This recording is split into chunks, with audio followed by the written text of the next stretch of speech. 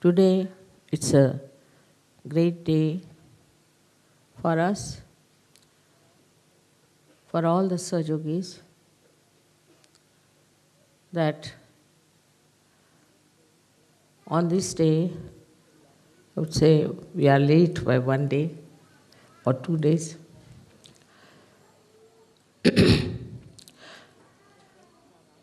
The Sahasrara was opened out.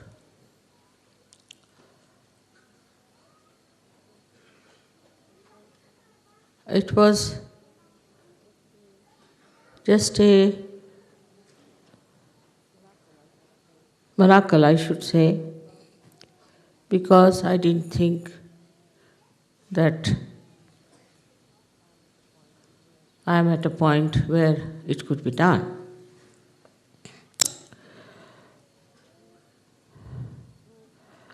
So, I wanted to wait, but some things happened that made me think that it has to be open.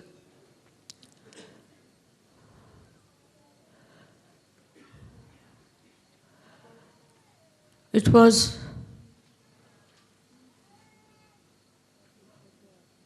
in such a situation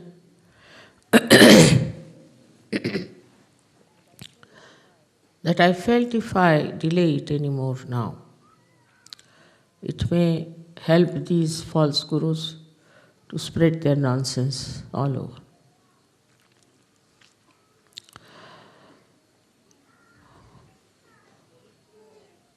This is just, I should say, is a Sahaj way of doing things. Now 25 years have passed. You all have gathered during this time. And we have so many others who are not here, who have achieved so many things. But perhaps we are not aware as to what we have achieved in the real sense of the word. You've got your vibrations, you can feel this all-pervading power. You are, as they say, swimming in the ocean of joy. You are all enjoying the collectivity, and that you have transcended many of your limitations. All this has happened to you because it is your right to have it. I don't take any credit for it. Only thing, all the time I've been pointing it out to you, one thing, that now you have entered into the kingdom of God and enjoy yourself. We have to see around ourselves. The whole nature enjoys itself, doesn't bother. Doesn't bother about anything. They haven't got realization. They haven't felt the Param Chaitanya. But how is it they know that we have to enjoy?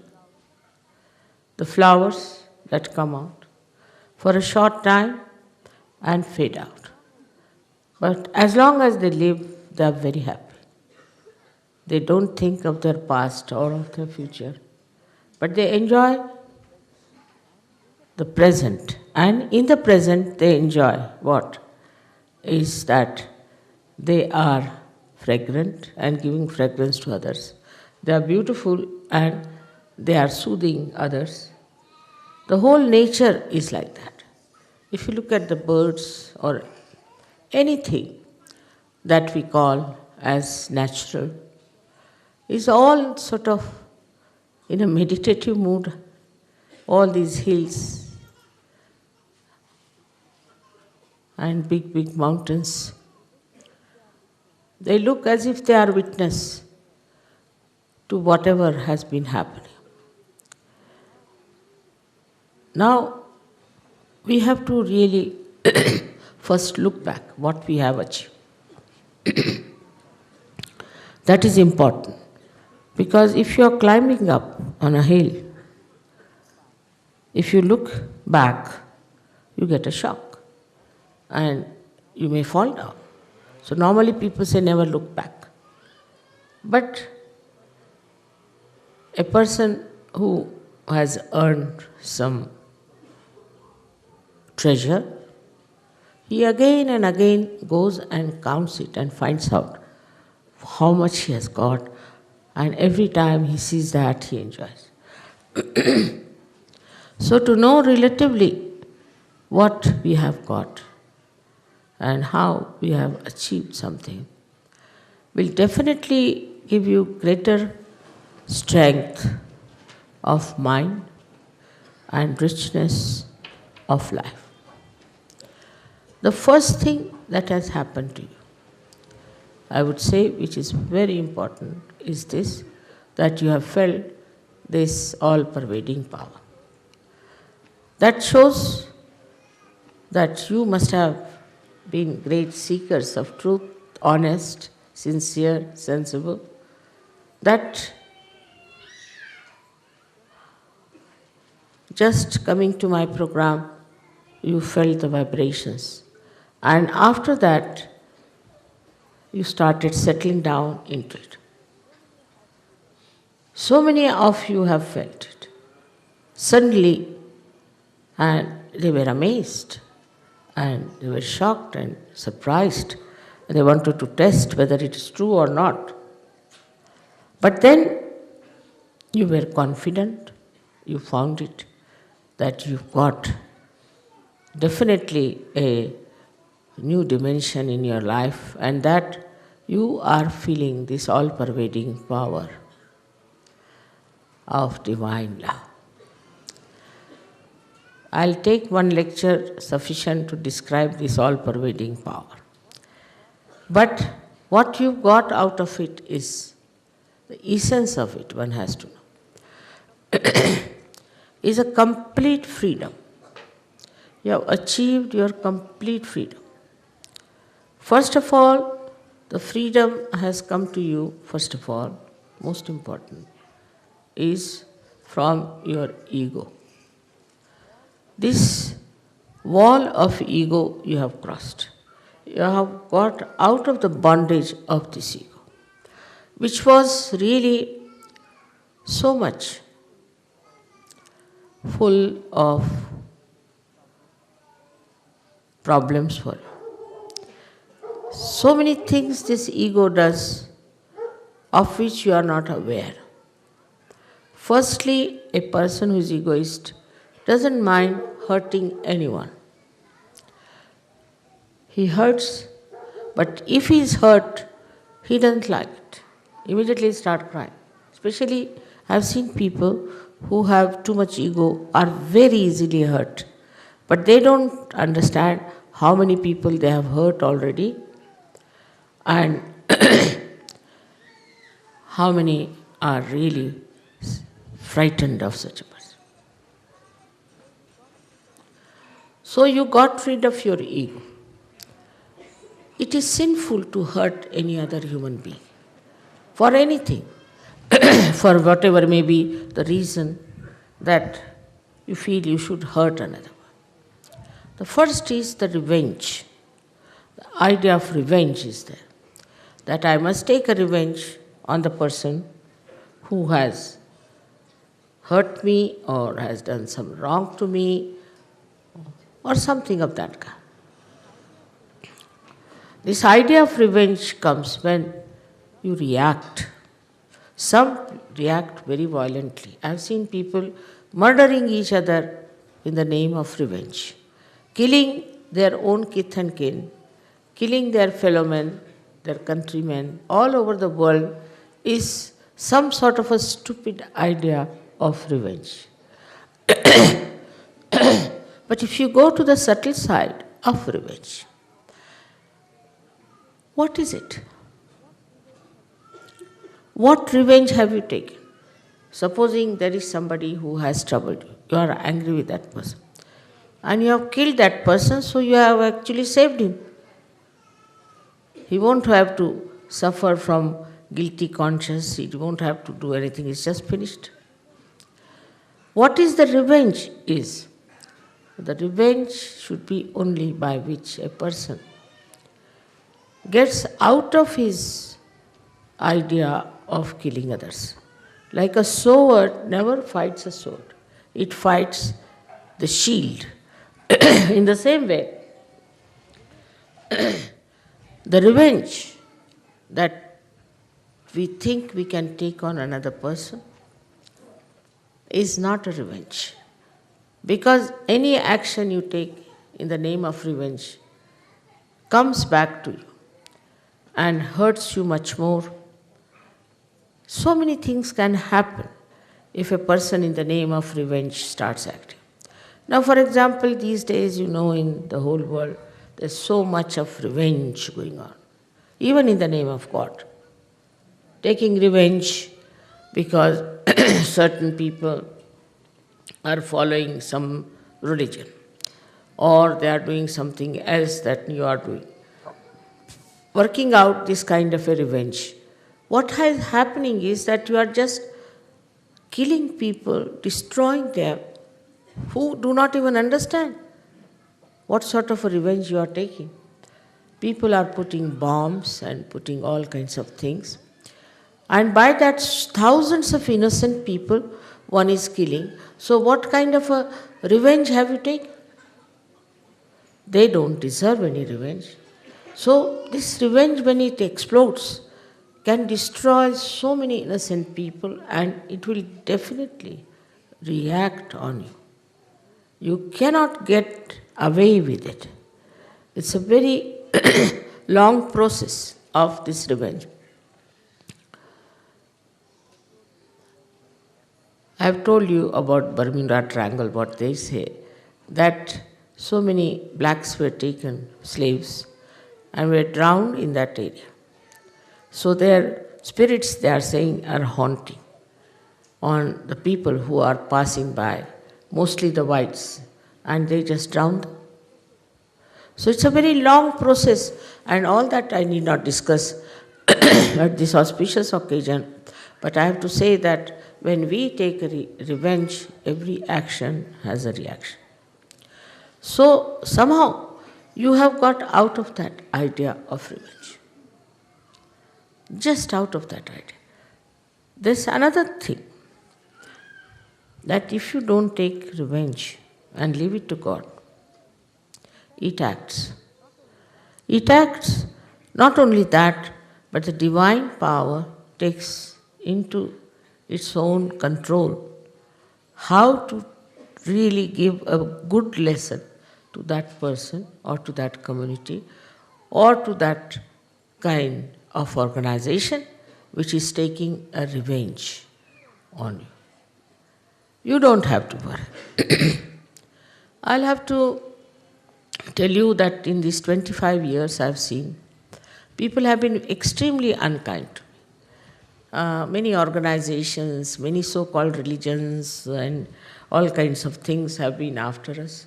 Media has been after us. Take the example of French media. They tried to trouble us so much and tried to bring bad name to us. Doesn't matter.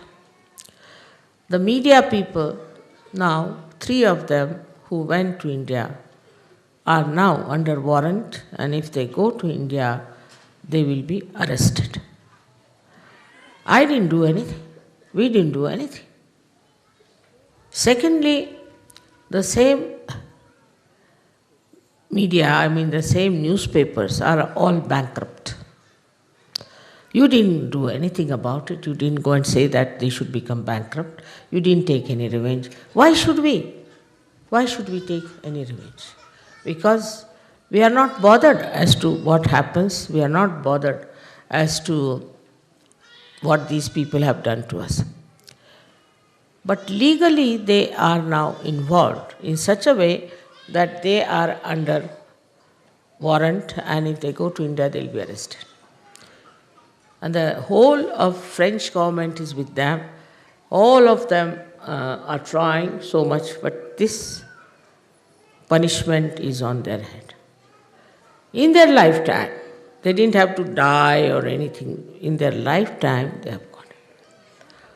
So, you have got this special power that you don't have to take revenge or you have to just forgive. Just forgive, and the forgiveness will look after the whole arrangement of how to bring the other person to its proper path. So, once you are out of this idea of revenge, you really feel very peaceful, extremely peaceful. Because this peace that you have within yourself is not unnatural, it's not mental, but it just happens to you. It's all right, so what? If they have said they have done anything wrong to us, why should we? So many things are there which I can tell you have worked out automatically.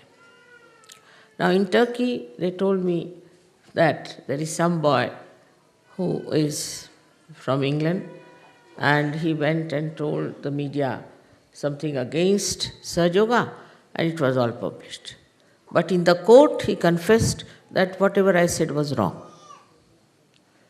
Nobody went and told him, nobody threatened him, nothing happened. So from your point of view, you must understand that you are not going to get into any mess of taking revenge of any kind, because you belong to the government of God. And this government is extremely alert, very genuine, and also extremely efficient. And as far as you are concerned, you are a citizen of that great kingdom. So what you have achieved is the citizenship of this great kingdom of God, where you should feel absolutely secured. The man who is secured is never afraid. Never afraid. So, you have also got rid of your fear. Man is in the, I don't know why he is afraid of this and afraid of that, and worries about this and worries about that.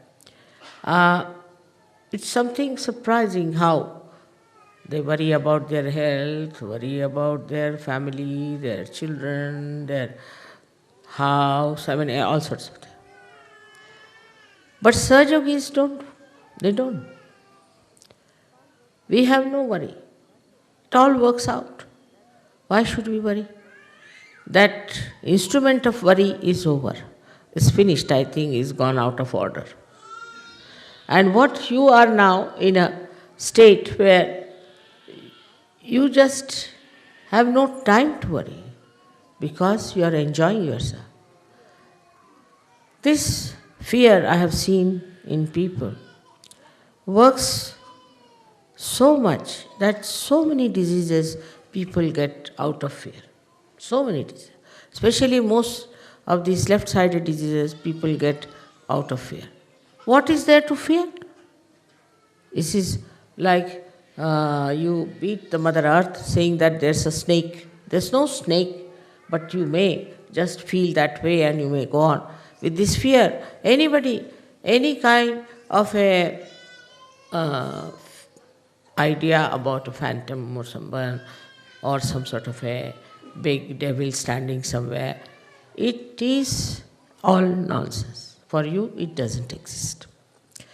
Say in the darkness you are walking, so you see forms and things, and some people say, I saw one on a tree, some sort of a form. It doesn't exist, actually. It doesn't exist. But this fear in man makes him think like that. He's afraid of this and afraid of that, and then as a result, he loses his freedom. He becomes slave. Slave to so many people. He's afraid of that such and such man will harm me, such and such man will trouble me. And the whole concept of fear has ruined our family lives. For example, a wife is dominating, husband is dominating. There's nothing to fear. nothing to fear. By fear only you play into their hands. So supposing the wife is dominating, just make fun out of it. If you cannot make the fun in the presence of, say, your wife or your husband, better make it outside, thinking, oh, look at that. It is your special quality now that you can really get rid of your fear completely. What is there to be afraid of wife or afraid of husband? What can he do to you? At the most he'll kill you. So what? You are going to die in any way.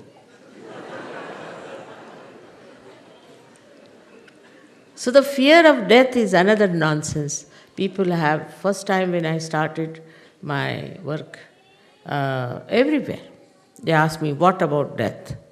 I said, but just now you are living, why are you asking what about death?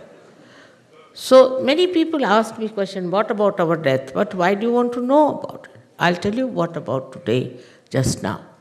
So this is another mad idea that we should know about our death, what's going to happen, and whatever happens. Once you are dead, you are finished. You don't have to do anything after that. So what's the use of knowing when you will die, what will happen to you? Whatever has to happen will happen. We never ask that when I sleep, what will happen to me, do we? And this is a permanent sleep, and we worry so much about it that we should know what will happen after death. One has to die at the time whenever it has to die, because whatever is born has to be dead. But you do know that you have got eternal life. You can never die. Death is not this body disappearing. Death is where you are absolutely without any control of your soul live. Once you are a realized soul, you have all the control, all the powers to take your soul wherever you feel like. To be born if you like, if you don't want, you will not be born. To be born with the people, in the families, in the communities, wherever you like. There are many great souls I know that have taken birth daringly into societies which are very much, I should say, deteriorating and are in danger of getting destroyed because of stupidity they do. So this happening, that we are afraid of death, is absolutely absurd for Sahaja. What is there to think even about your death? There is nothing like death for you, because you have got eternal life.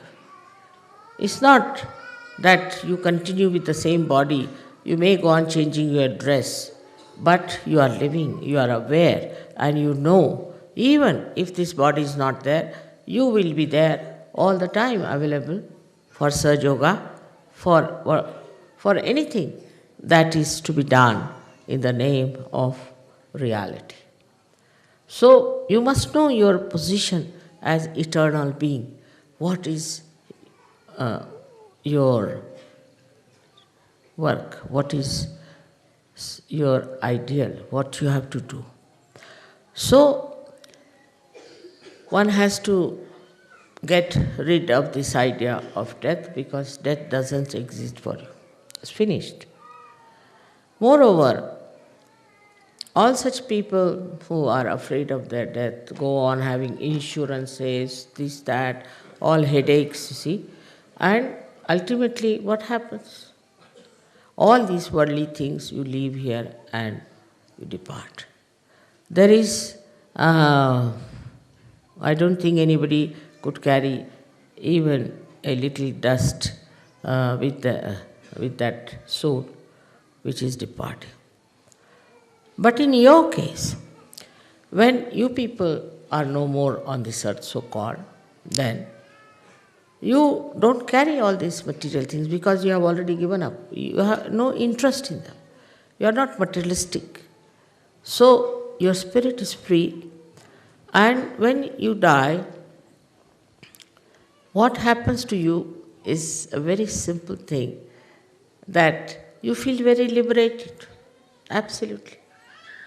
And then you feel your freedom completely, and you can decide what you want to do. It's all under your own guidance, your own desire.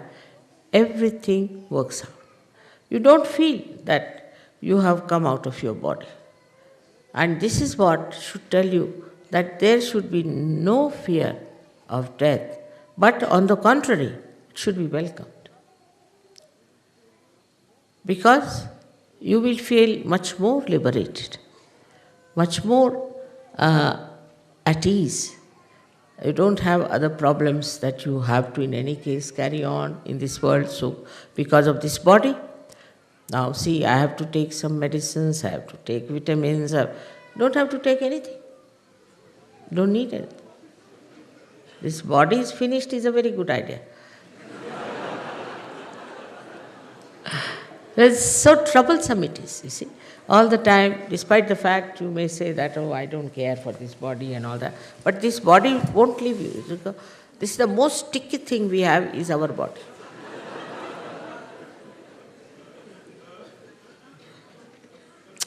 So, to forget about death should be the easiest thing for you. We have broken many walls. As you know very well, that the conditionings we have finished that. It's very surprising. I have seen people when they get their realization, immediately after that they start seeing around them. They'll immediately tell you what's wrong with their religion. Then they'll tell you what's wrong with their country, what's wrong with their culture. It's through them I have come to know so much. I didn't know that this was so, but they themselves told us now. For example, there's a Frenchman, take it.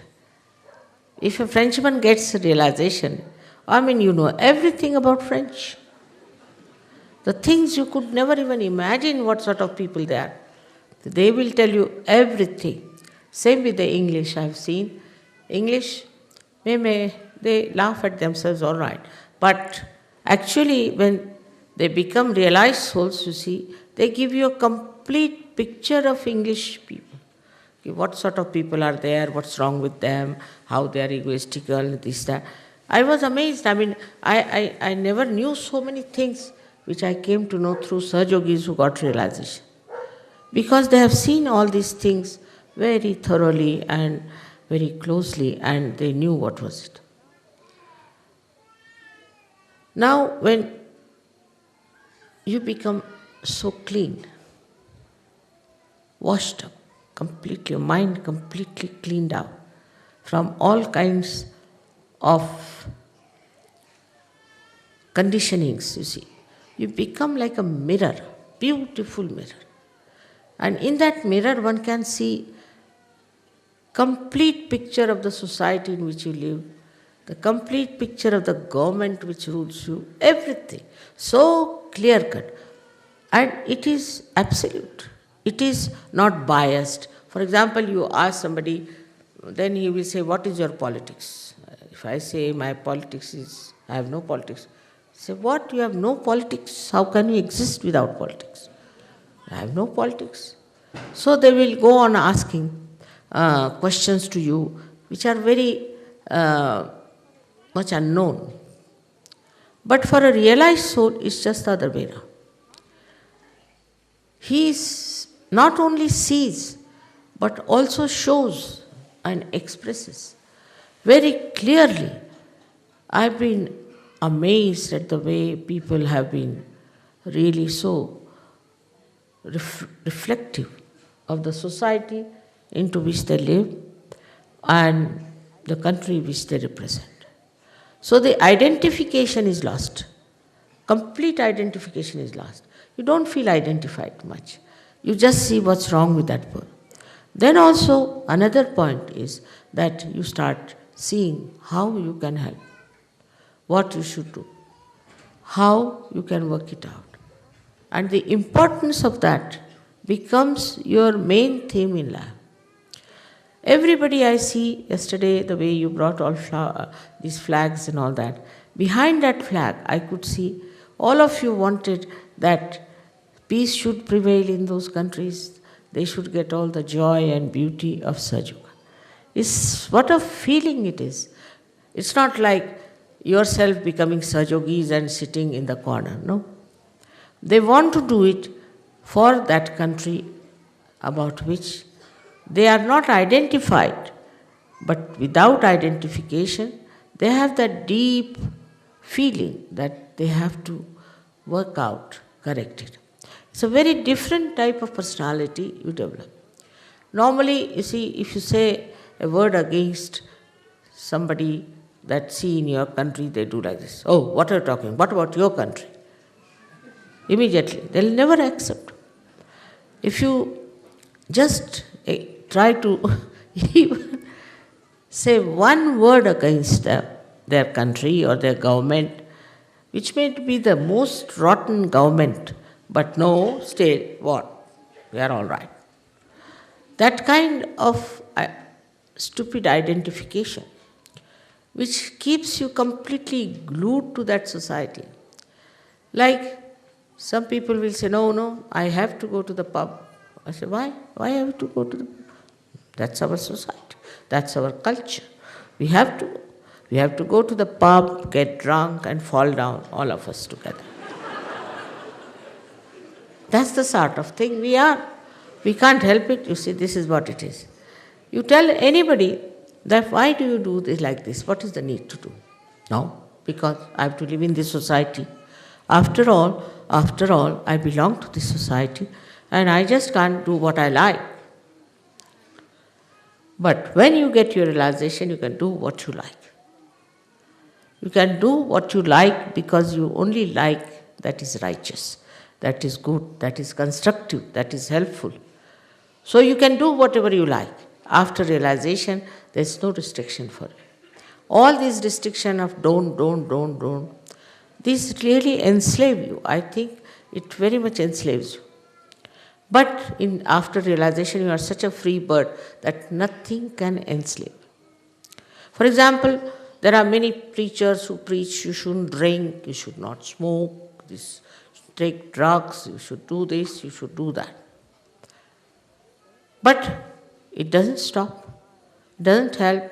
People struggle, try everything, ultimately they commit suicides. But they can't get rid of those habits. While now you are so powerful that nothing can stick to you. That's the purity of your character that has come up. It doesn't allow any nonsensical things to stick to you. I have heard of so many Sahajogis telling me how their eyes have steadied down, how they have become so righteous, how they have become so pure, and they can't understand. They said, Mother, is it your power, your purity you have given us, or it is our purity you have awakened? Of course yours, no doubt. All these things you have and you become aware of it. And thus, you get absolutely misidentified, I should say, with all these nonsensical things, and you don't like it. You just don't like it, and you go on criticizing.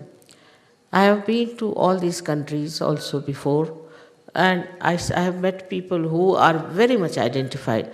And diplomatically, I was not supposed to say anything whatsoever that would make them feel that they are doing something wrong. But after SahajaYoga, the same people are telling us and making fun of the whole thing. For example, I have heard some Sahajogis talking to each other. He says, you see, in my country, this is so stupid thing going on. Another one said, nobody can beat mine. It's much worse. It's a very common competition among Sahajogis going on.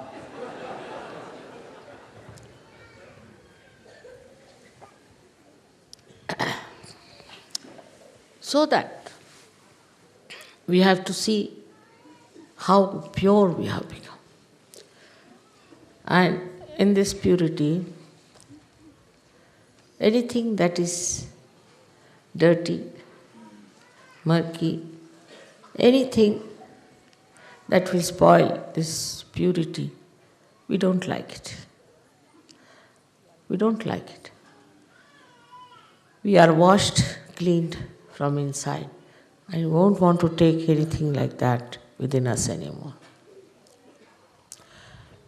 Then I have seen also the way people have become so compassionate. It's very surprising how they have become compassionate to each other. For example, there were two Sahajogis. They were not very happy with each other, not compatible, whatever you say that is. And I didn't know how to make them feel that, you see, the other Sahajogi is all right, it doesn't matter, after all, what is it? No, I don't like this thing anymore. And the another one would say, I don't like this thing about him. So it went on, I don't like, he says, I don't like. I mean, they were seeing each other's defects or whatever you may call them. So I said, all right, now will you meditate for some time again? Meditate. And I said, now, do you love me? She said, one says, I love you more than he loves.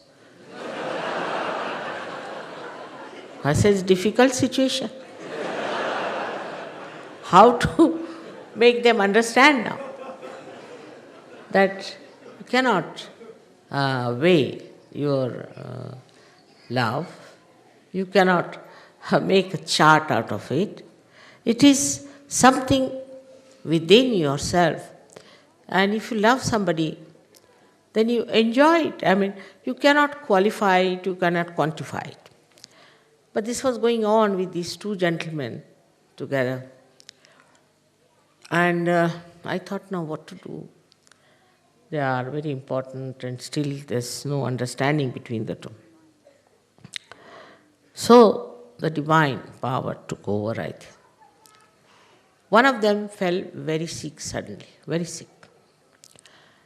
And I had sent word also that you'll be sick. Be careful.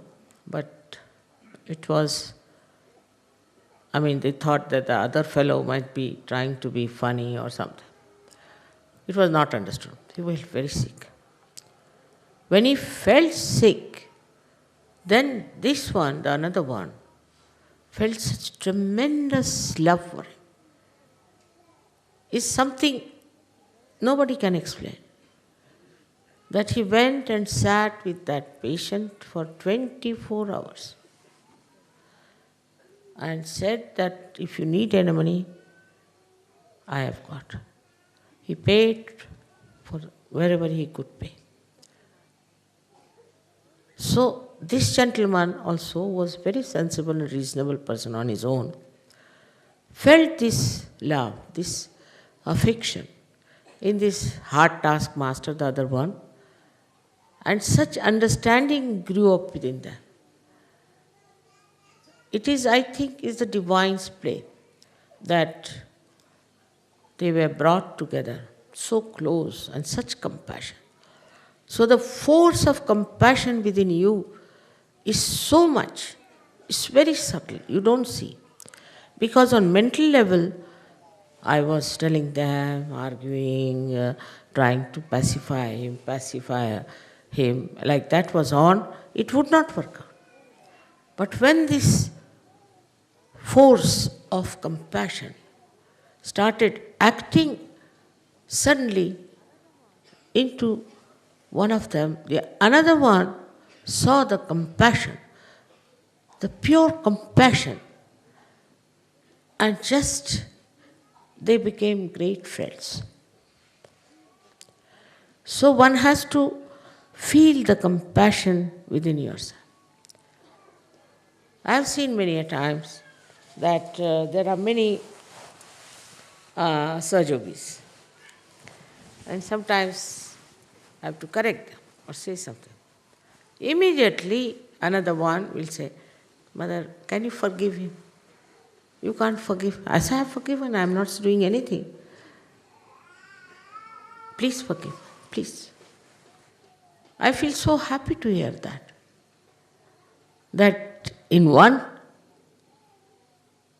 point, in one condition, when it comes to Sahajayogi, you support him. Even against me, I feel happy. Shows that you are not only generous, but you are filled with your compassion. So this source of compassion which is within your being, in your heart, you have to just open your heart. If you open that heart, it's like opening the Sahasrara. You will be amazed how you can forgive people and you can live with them. I have reports which disturbs me many a times that people are forming different groups and having different ashrams and they don't come to the collective and all that. I feel very much concerned. Now what is missing is, of course, there are also some people who think that they must have a separate, their own organization and why should they be in the collective and all that. So that it is definite that such a person has not yet achieved that state of compassion.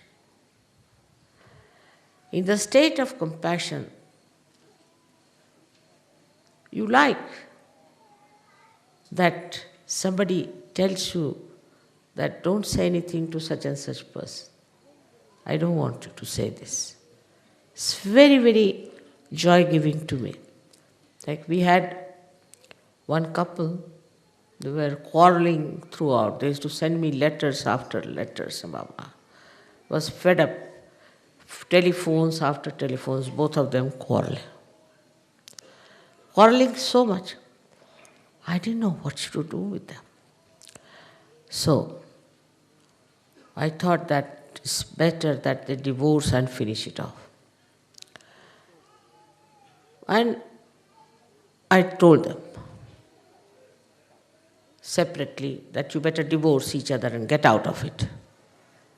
But the complaints you have are such that they cannot be solved. I said, how? I said, you are saying that my husband doesn't give me more time, he is always out, and he doesn't spend any nice moments with me, we don't go out, and all these complaints are there. And the husband says that she always troubles me, that I must take her out, and I must do this, and I must do that. I want to do it, but I can't do it. So I said, but when you take a divorce, you will never claim anything. Permanently the husband is lost and you are lost. So why do you want to do such a thing? Immediately, this compassion started working. And then I put in a word, supposing any one of you is sick tomorrow, then who will look after each other? This just put them out. Such little moments in life come in the life of Sahajogis I have seen, that suddenly this heart opens, and with that they combat all these petty nonsensical ideas which keeps them out of each other and out of the collectivity. What gives me the greatest enjoyment is to see how you love each other, care for each other, joke with each other, and dance with each other. This is the greatest thing that I enjoy. I don't want to get rid of this idea of mine, despite the fact so many times I find it's hard to believe how could Sahajogis behave like this and try to create rifts and distances between the people who are realized souls. Because realized souls anywhere in the world, if you see them, they respect each other. Not only respect, cared, and never talked ill of another realized soul. Never. I don't know if you have known about the private lives of these saints, but in India, as we have had so many of them, when you see them, how they have behaved towards each other, the way they have looked after each other. It's so beautiful, it's so noble, as if they care for the other Sahajayogi or yogi or a realized soul than for themselves. And the whole thing makes you feel like in a new world of new people who care for the feelings of others and not what they want to say or what they want to have or there's something special. Also, in SahajaYoga, you have lost your speciality. Some of them think they are very special. Supposing I call some lady to put, say, alta on my feet. She starts thinking she's very special, but I just call her because I know she has a horrible agya and I have to clear it out.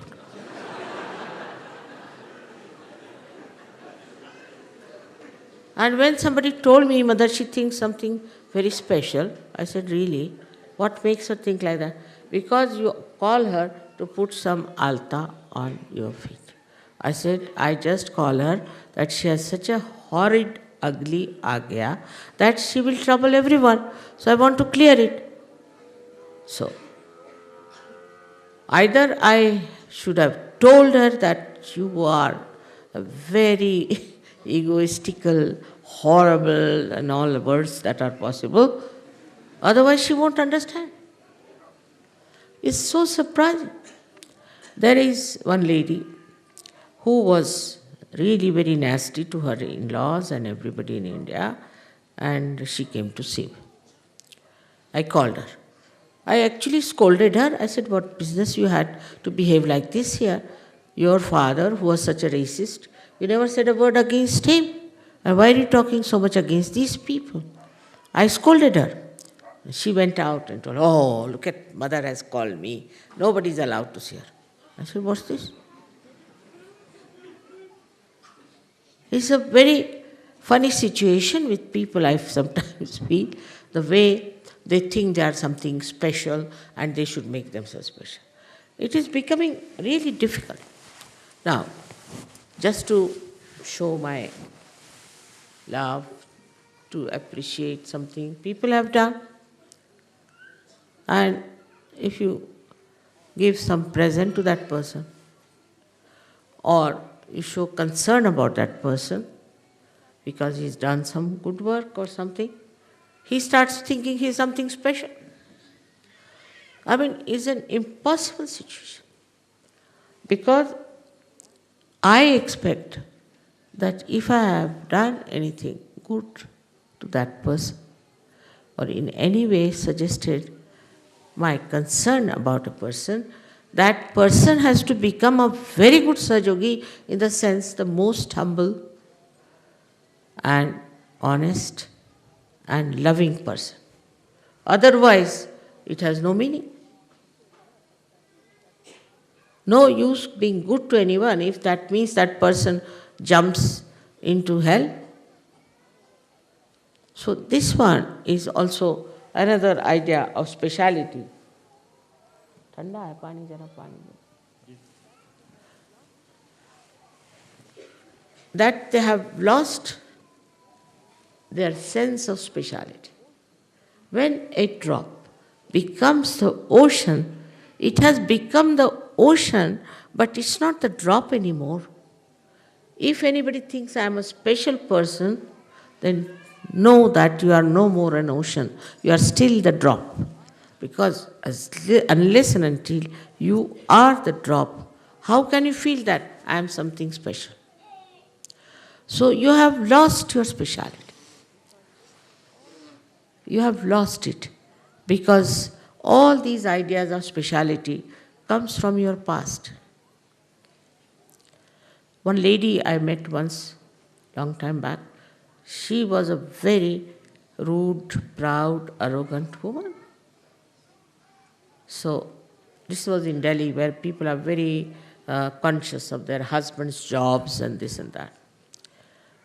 I didn't even know the destination or even the designation of my husband. So she was very rude to me. I said, "What's the matter with you? Why are you so rude? What's the problem?" She said, "You don't know? I am the wife of such and such." "You're the wife or the husband?" "I'm the wife of such and such." So she asked me, "What are you doing here?" I said, "I'm a housewife." Then my husband came in. She said, "Do you know him?" I said, "Yes, I know." Why? I thought there must be something wrong there also. So she said, "No, I just want to know, how do you know him?" Why, as if I was some criminal or what? I said, "He's my husband." "Oh my God, he's your husband. What happened?" As if 10 serpents have beaten her. Maybe her husband was at a much lower position than my husband, maybe something which I am not conscious of it. But this is what is, I am something special. So,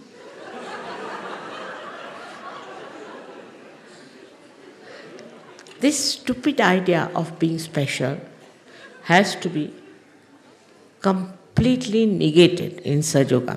Not mentally. Mentally, if you are going saying, I'm not special like a mantra.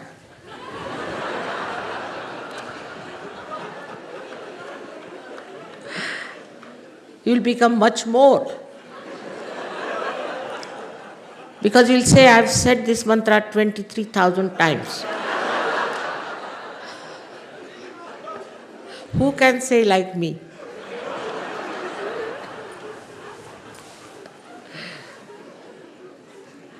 So this idea, I am something special, I am something great, I am something out of the blue, something superior to others, just vanishes. Like as I said, you are a drop in the sea. You have become the ocean, but you are no more a drop to have any relative value system. There is no relative value system.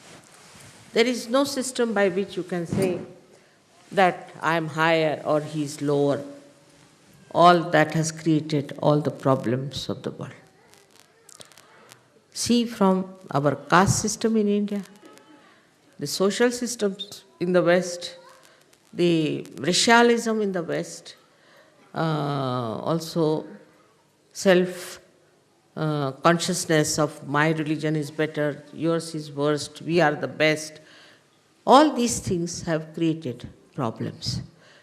It has done no good. It has failed and failed and failed. So in SahajaYoga, at least, don't bring this disease anymore. That I am better, our country is better. This speciality you should drop. And real beauty of your personality will show. For that you don't need a special skin, you don't need a special body, you don't need a special, what you can call a glamorous look. What you need is a beautiful heart. And I tell you, it's the beautiful heart that attracts. Nothing else. It's the beautiful heart that you want to have. I have known people, many like that. There was one gentleman who divorced his first wife. She may not be so good looking, maybe ugly or whatever it was. Then he married another good looking woman. And he ran away from the house. So I asked him why. You didn't like that woman because she was ugly or whatever it was. So why have you now running away from this one? She has no heart. She has no heart. And this is what you have. a very great, generous, beautiful, dharmic heart. You have got it as a present from the divine, and which you must respect, should be proud of it and enjoy it. As you should enjoy your generosity, you should enjoy the way all this nature is enjoying itself. To be very meticulous about things, to be all the time correcting others is a headache. It's a headache. The best thing is to correct yourself and laugh at yourself.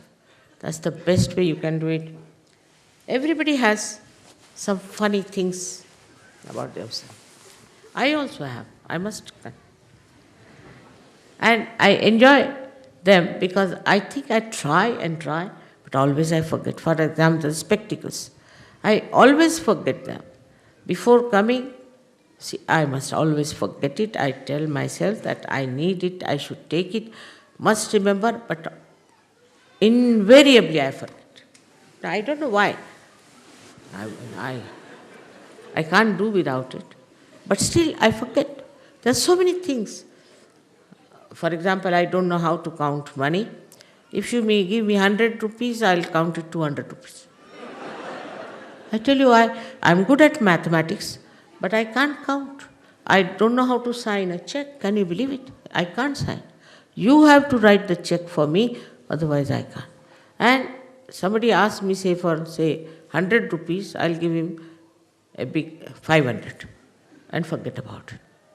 And that person will say, Mother, you gave me 500. No, I gave you 100 only. No, you gave me 500. I went home and found out, it's all right. After all, if he's dishonest, he's dishonest. If he's honest, he's honest. So why to worry about how much money you gave and this thing, that, and meticulously, you see, finding everything like this.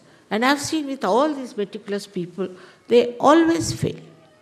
Because, you see, this brain plays some tricks on them. For example, there was one fellow who told me that the size of your car is such and such, all right then? So the size of the garage should be such and such. I said, all right. So when we build the garage, the car won't get in.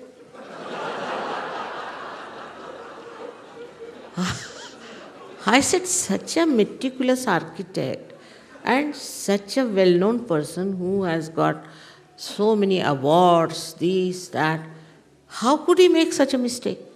I still didn't understand it. See? Now, he said, now you better buy a smaller car.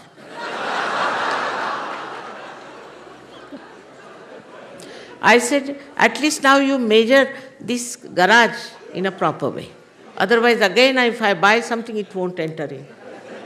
So, you see what I'm saying? We are so particular, so meticulous. Now see these little flowers, I see them here. They're not meticulous. They're growing on their own freely. Everybody gets the sun's rays and they're quite happy. But the way we are particular, those people are very particular, are headaches to themselves. And then ultimately they find that it's not so. You have lost that. You have lost that meticulousness. I know of a Sahajyogini, she was running a shop, and she said, Mother, I knew each and everything, I knew each and every price, and everything I knew in the shop. But since I've got realization, I've forgotten everything. So, are you happy or unhappy? I'm very happy. Why? Because now I'm making a big profit. Profit is the main thing. Why should you try to remember each and everything? So it is to be very meticulous, to be very systematic, very... World is, if you see around, no tree systematic.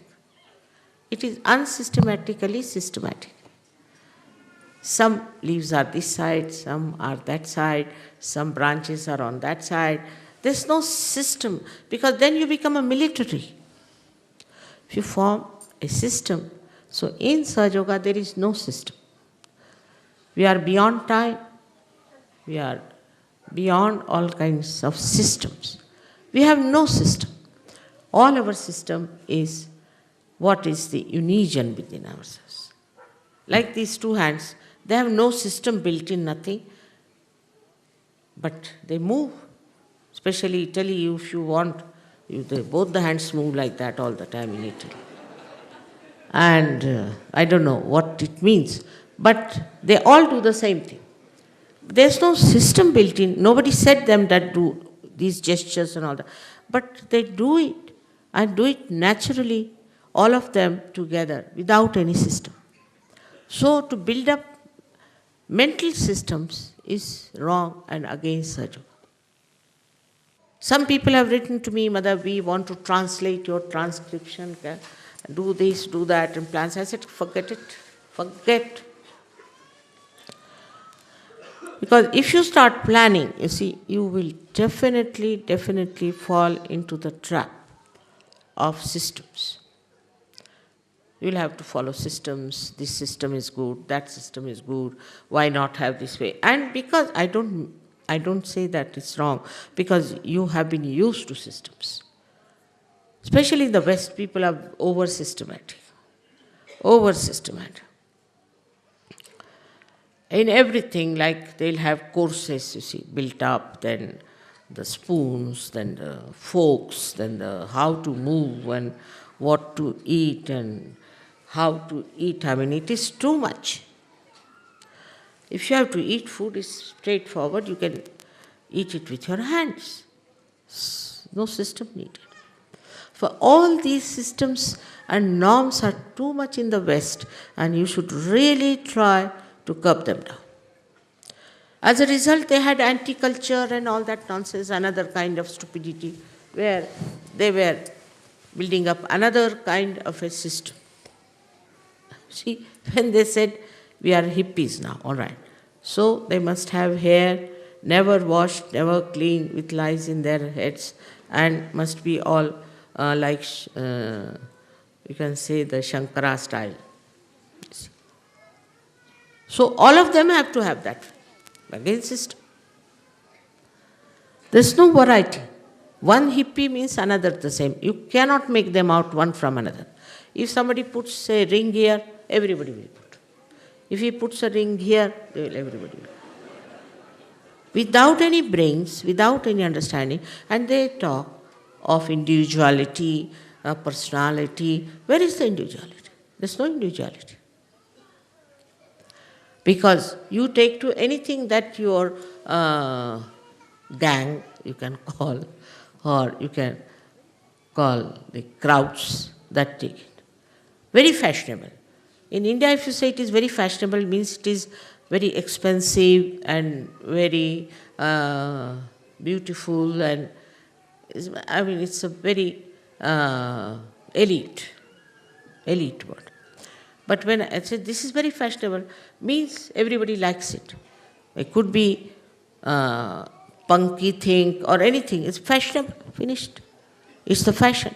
Means you do not have your own idea, your own personality, your own individuality. In SahajaYoga, you are not bound to any fashion. No fashion. If like, wear this, wear that, whatever you like. You're free to do what you like. You can wear whatever you like. But you, as I said again, that you will govern yourself. You will be your own guru, you will be your own master, and you will do whatever is good, whatever is decent, whatever the deities will like. You will just do it that way because now you are a SahajaYoga. So the life becomes so much easier. So much easier. You don't worry about things which are not there, and you are not also worried about the things which are there. Because you think, now, you see something, all right, I have got this nice now, I must keep this one for somebody. I must give it to some. So I got a ring which was quite big. So I was thinking, whom should I give this? Who has got thick fingers? So I started looking at the fingers of everyone, you see. Whosoever has a thick finger, I'll give him this one. I mean, the thought was just the other way down. Supposing you are not a SahajaYogi, then you'll say, oh, ma, such a big thick finger, why not take out some gold and use it, sell it off, or else you see, you can take out the stone from here. I mean, all kinds of nonsensical things you'll think, but you'll not think that you better give it to somebody because you can't wear it, it's too big for you. Why not give it to other? What's wrong? After all, it is not fitting you, so give it to other. But this is only possible in SahajaYoga. I've seen people, very kind, very, very kind people, who have been very sweet to each other. And exactly what the other person wants, they'll buy and give it to that person. Or may say, oh no, I have one, I'll give it to you. They do it like that. All the time thinking about others. What should I give? What should I do? Is the expression of that joy, the compassion within you. You use your matter for that. All the time.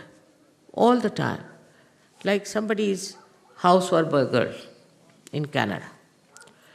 So she writes to me, thank God my house is cleaned out now, I didn't know what to do with it, the junk.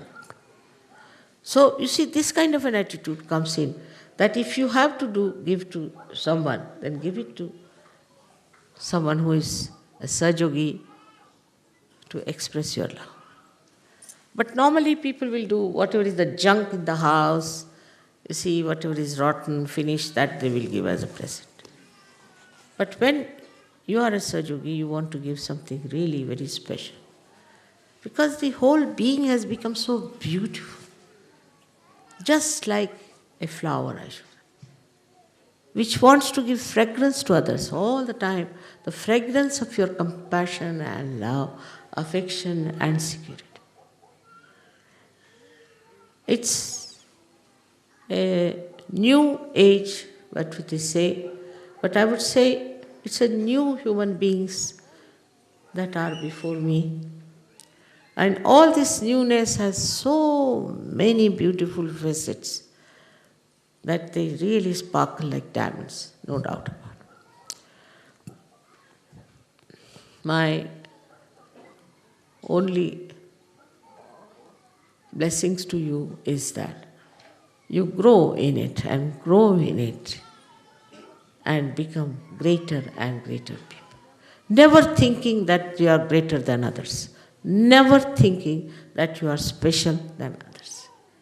This will definitely soothe you down completely. Somebody might have hurt you somewhere. Doesn't matter. Somebody must have scolded you. Doesn't matter. What is your capacity is to love another person and to be affectionate and kind. I am really amazed how these 25 years have passed with all kinds of stupid problems and nice things and such a mixture. And all those things have never disturbed me. I was never disturbed. I used to act sometimes that I'm angry, or sometimes I used to say things which I should not have normally said because it was needed to be said. But on the whole, like sitting in a very big ship, we can say, we all are elevated into the realm of divine love. And this is what one has to enjoy. One person, if he has that love and compassion and that pure love, then that person can emit it to others. And the report of this compassion is extremely beautiful, which cannot be described in words. Like yesterday I couldn't speak.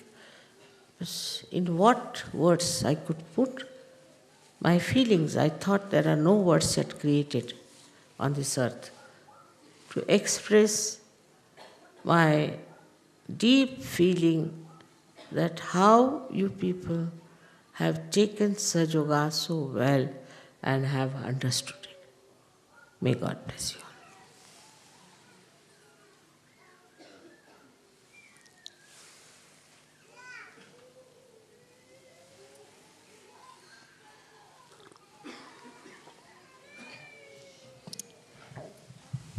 Sahasrara